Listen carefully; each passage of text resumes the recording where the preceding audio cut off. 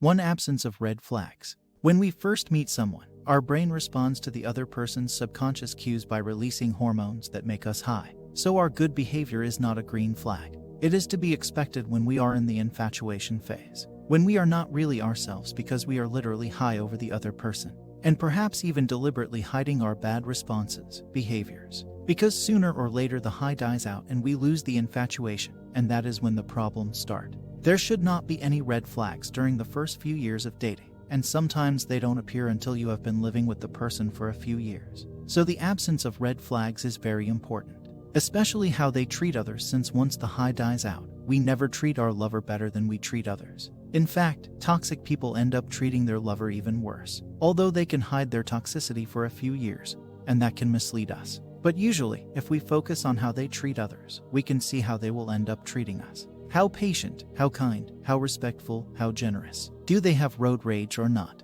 Do they lie? Do they take things that are not theirs? Do they cheat on taxes, exams? Do they get along with their birth family? How do their parents get along? 2. She asks you questions. When you answer, they ask you more. When you start using big words, they ask for clarification.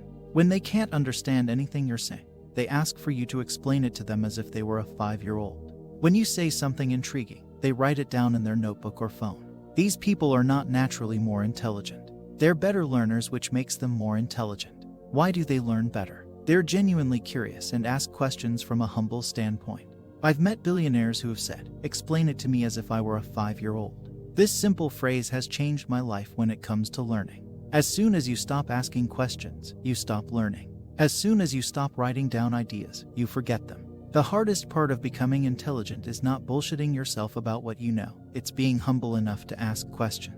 If you can do this, then people will see you as intelligent, too. 3. They have their finances in order or are working on them. Of course, you don't need to have much money to be a good person.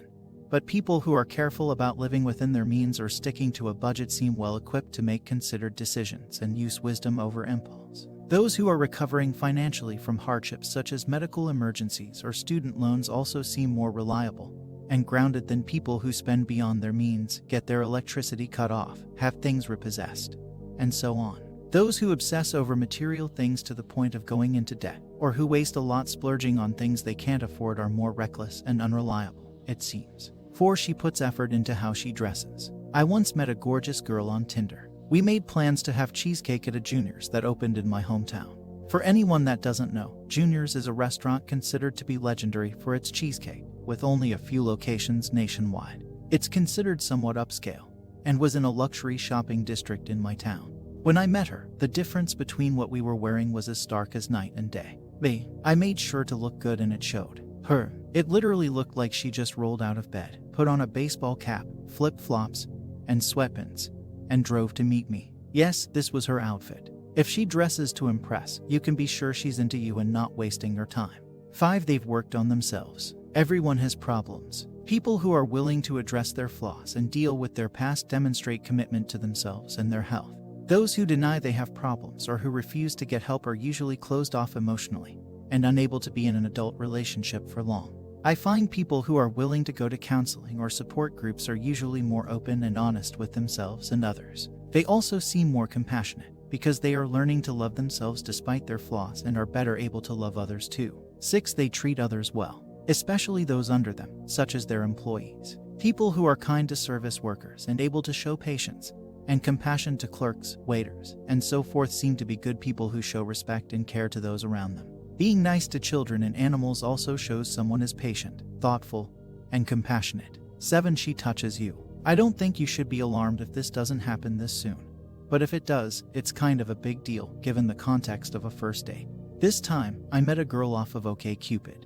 We texted for a bit and eventually agreed to meet up for hookah. We went to that same luxury shopping district mentioned earlier for ice cream first. She dressed with style and showed a sincere interest in my life with thoughtful questions.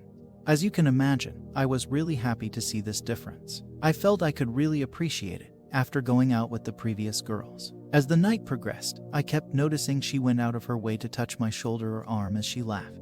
I thought it was cute but stayed cool. Once we decided to leave, I walked her to her car. Mine was parked further away. Instead of stopping at her car, she led me towards mine. If she's going out of her way to touch you throughout the night, it's a massive green flag. 8. They have good relationships with their parents, neither enmeshed nor hostile. People who come from good, stable, healthy families tend to be happier and better at social connections than those who come from chaos, addiction, and dysfunction. Of course, those who come from abusive or dysfunctional homes and choose not to associate with or get entangled in the chaos are also in the green. You can't help where you come from, but you can help what you do about it. Those who stay involved in emotional drama, abuse, triangulation, and so forth aren't prepared for relationships yet.